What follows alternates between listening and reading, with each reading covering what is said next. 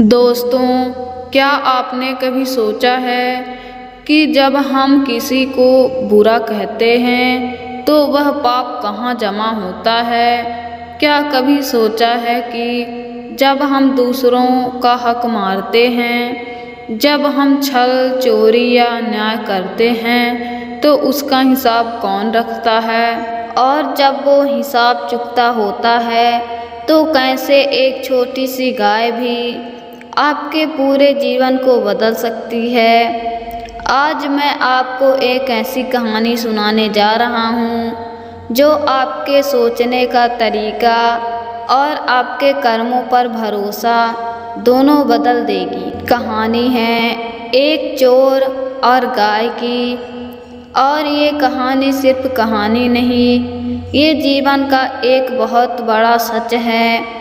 तो अंत तक सुनिए, क्योंकि इसका अंत आपकी आत्मा तक पहुँचेगा। बहुत समय पहले की बात है। एक गांव में एक व्यक्ति रहता था। नाम था उसका धनपाल, लेकिन गांव वाले उसे धन चोर कहकर बुलाते थे, क्योंकि उसके जीवन का एक ही मकसद था, चोरी, छल और दूसरों की मेहनत का माल हड़पना। धनपाल बचपन से ही गलत संगति में पड़ गया था।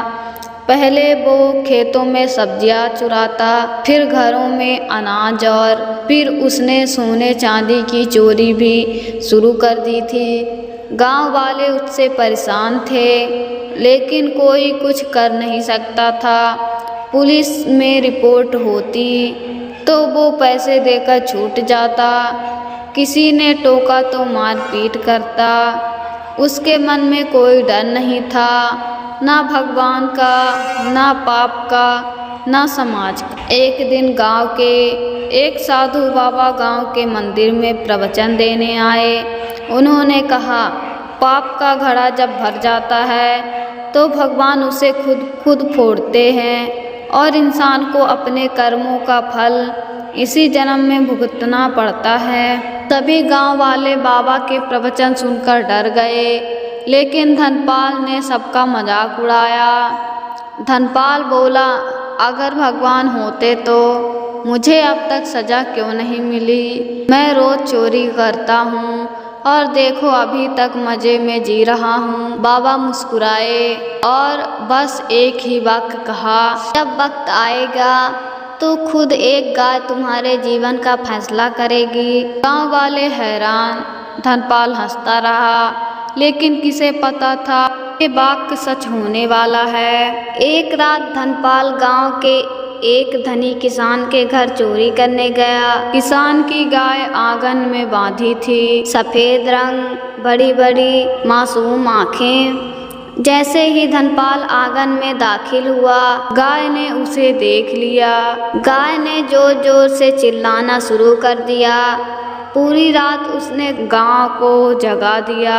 गांव वाले जागे। किसान ने धनपाल को रंगे हाथ पकड़ लिया। पहली बार गांव वालों ने उसे पीटा और थाने ले गए। थाने में पहली बार उसे 2-3 दिन तक भूख रहना पड़ा। जेल में बैठकर धनपाल के मन में बाबा की बात गूंजने लगी, जब वक्त आएगा खुद एक गाय तुम्हारे जीवन का फैसला करेगी। अब वो समझ रहा था बाबा का संकेत क्या था। उस गाय ने ही उसे पकड़वाया था। 2 दिन बाद उसे जमानत मिली, लेकिन गांव वालों ने साफ मना कर दिया कि अब वो गांव में नहीं रहेगा। धनपाल गांव छोड़कर दूसरे गांव में चला गया। नया गांव में भी धनपाल अपनी आदत से बाज नहीं आया। वहाँ भी चोरी और लोगों का नुकसान करता था। एक दिन उसने वहाँ के मंदिर में चांदी का दीपक चुरा लिया। दीपक भारी था तो वो उसे पास के जंगल में छिपाने चला गया। जंगल में एक बूढ़ी गाय अकेली पड़ी थी, बीमार, भूखी, प्यास से तड़पती। धनपाल ने उसे देखा, लेकिन नज़रअंदाज किया। लेकिन जैसे ही वो दीपक छुपा कर लौट रहा था, उसी गाय के पैरों के नीचे फिसल कर गिर पड़ा। हाथ टूट गया, खून बहने लगा। किसी तरह गांव लौटा, लेकिन अब हाथ टूटने के कारण वो महीनों काम नहीं कर पाया। उसके घर में बुरे दिन शुरू हो गए। फिर क्या हुआ, चोरी की लत गई नहीं। एक रात एक व्यापारी के घर चोरी करने गया, लेकिन इस बार व्यापारी के घर की गाय ने भी उसे देख लिया। फिर वहीं जोर जोर से चिल्लाना शुरू किया और गांव वाले जाग गए। धनपाल फिर पकड़ा गया, लेकिन इस बार गांव वालों ने उसे गांव से निकाल ही दिया। अब धनपाल एकदम अकेला हो गया था। कहीं काम नहीं, कहीं घर नहीं, न खाने को रोटी, न पहनने को कपड़ा। सड़कों पर भटकते भटकते एक दिन भूख से बेहाल होकर वहीं बीमार गाय जो उसने जंगल में देखी थी, उसी के पास जाकर गिर पड़ा। गाय उसे देखती रही, उसके पास बैठी रही और उसकी आंखों से आंसू गिरते रहे।